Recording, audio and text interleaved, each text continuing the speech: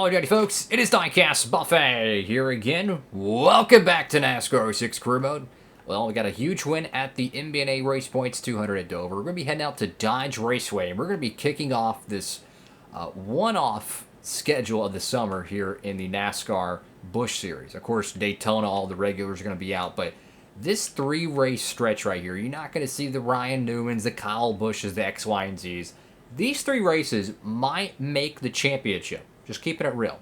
I'm going to briefly show the standings, so if you're just tuning in, it is really a two-horse race. I mean, I don't think anyone can dethrone the three-headed monster known as Roush Racing and the NASCAR Busch Series. So we're going to go ahead and head out to Dover, or not Dover, but Dodge Raceway, and I'll get qualifying in.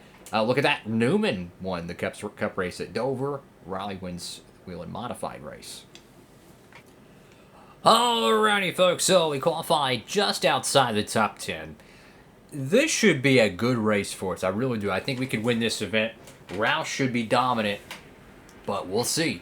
This is where the championship, in my opinion, could be lost or it could be won, is these one-off events where you don't have the Kyle Busches, the Tony Stewarts. They're going to come down and they're going to bushwhack the whole field. So this is pretty much the Busch regulars. And generally, the finishes of these races are going to be indicative of how the championship will play out. 24 laps here. Now, you could almost consider this a wild card race. And the reason why is because the pit stops. If we have a bugaboo on the pit stop, guess what? You're going to lose a bunch of spots. But what's even more crazier is the caution coming out during the pit sequence, and it traps you a lap down. All right, so we're struggling a little bit here. We're going to get a little physical if we want to get this car going. Let's see. This track is so tough to pass. If you do not nail the qualifying effort, you're going to get stuck in the pack, and it is so difficult just to get a fraction on a nose on somebody. Oh, no. Almost wrecked our teammate. Oh, no, Mick Murray. Oh, I'm so sorry, Edwards. Mick Murray, 3 wide. I'm so sorry, Edwards. Oh. I get it, McMurray needed to get by me, but did you really got to go 3 wide there when I was already loose? It's my fault, but I mean, it's just like, God, he got himself wrecked. You know? Like, it didn't help him at all. He went 3 wide for it there. Dang it, my bad. So naturally, this is going to prolong the pit sequence. We're going to be deep in the pack, I think. I don't know. This is going to prolong it, so we probably going to run 2 extra laps. We got damage on the car. We made contact with our teammate. That's not good, so I'm a little sorry, Edwards. And now we got McMurray that's going to be ticked. Oh, this is not how you want this race to go. And usually these short tracks are our bread and butter. I mean, last year we won like 7 short track races. This year we've been better at the bigger tracks, right? We were good at Dover. We were good at... Or we won Dover, we won at Las Vegas.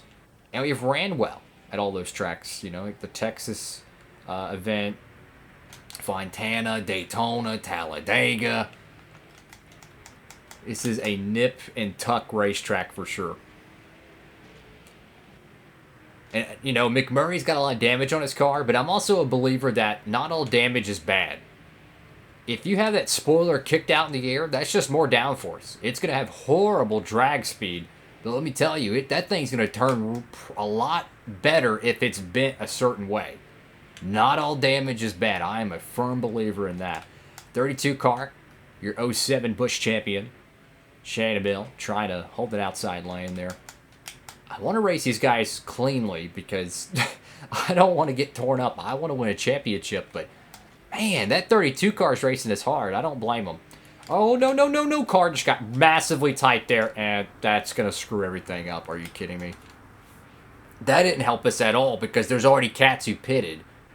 Oh, I don't know what happened there. I was pressing left on the D-pad, and the whole car just got wicked tight. Like, it's almost like I didn't even press down on it. I don't know if maybe my controller's going down on the D-pad now. I don't know. But... honestly, it's probably just we need to get a new driver. So we're going to pit here. There's going to be some guys a lap down. I don't know if they're going to get their lap back. This is going to jumble things up. a lot. Teammates are not happy. I'm not gonna repair it. We're gonna swing for the fences here, and we're gonna see if we can try to drive through this field. I'm gonna drop the PSI. We're gonna make some wholesale changes on this Ford. We're gonna try something. We're the points leader. Carl Edwards is in second, about $1.50 behind. Everyone else is 400 points plus. So I mean, if you really think about it, as long as me and Edwards can just consistently get through this summer, one of us is going to win this championship. That's just the fact. But you got to get through these races. And when there's no Kyle Busch, Tony Stewart, bushwhacking the field, the championship regulars get to play.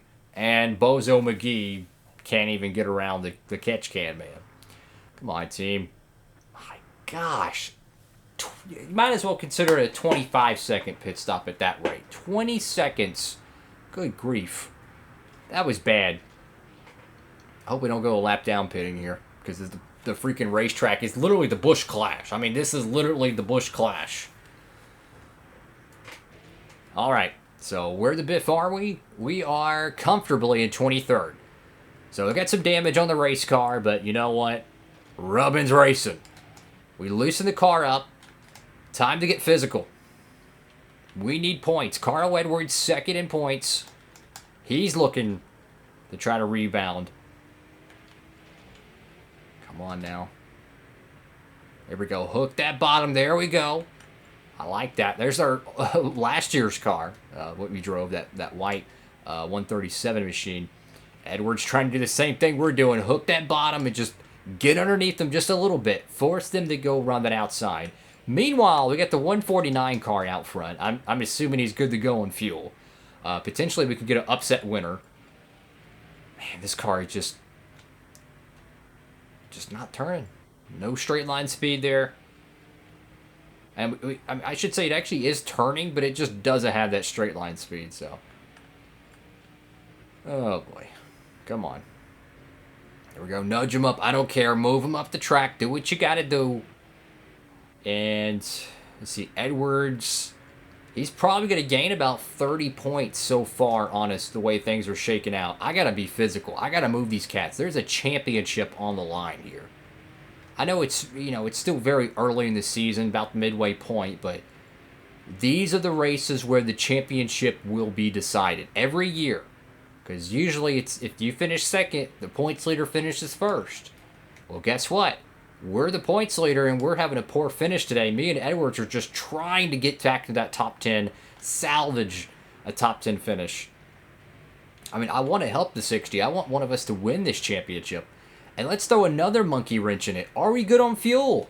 I don't even know. We had a pit on lap 12, and I had fuel trouble here before.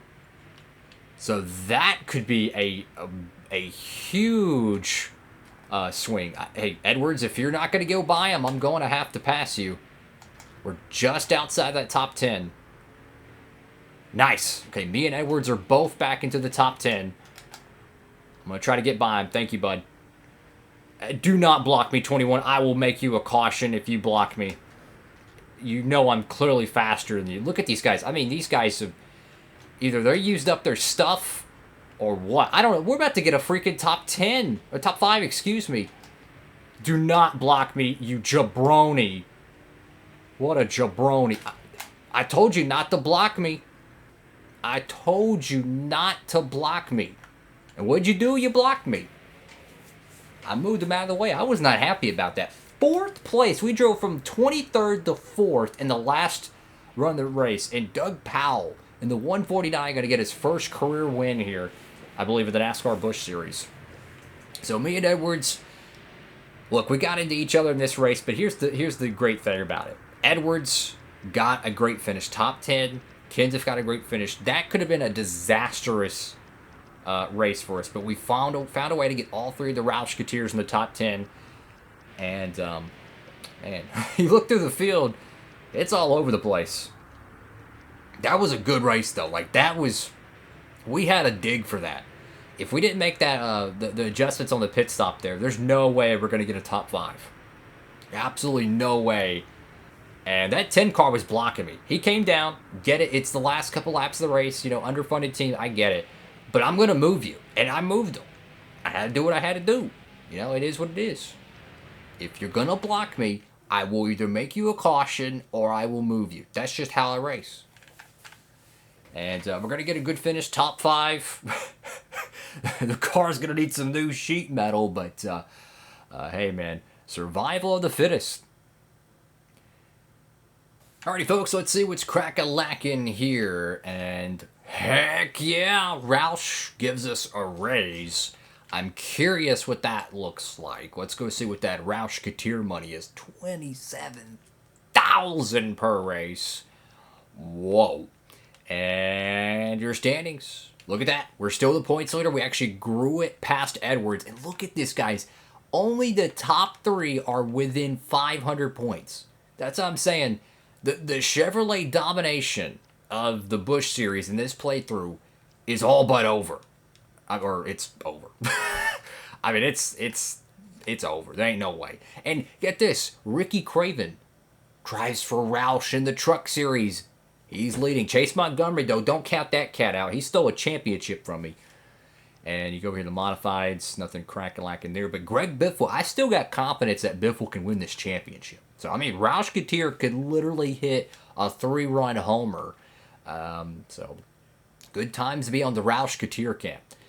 34,000 is what we need for our next prestige level, which hopefully will entail a Cup Series contract, which we still don't have one. So, interesting stuff indeed. So, thank you all so much for watching. Make sure to like, comment, and subscribe. Love y'all. Diecast Buffet. Signing off.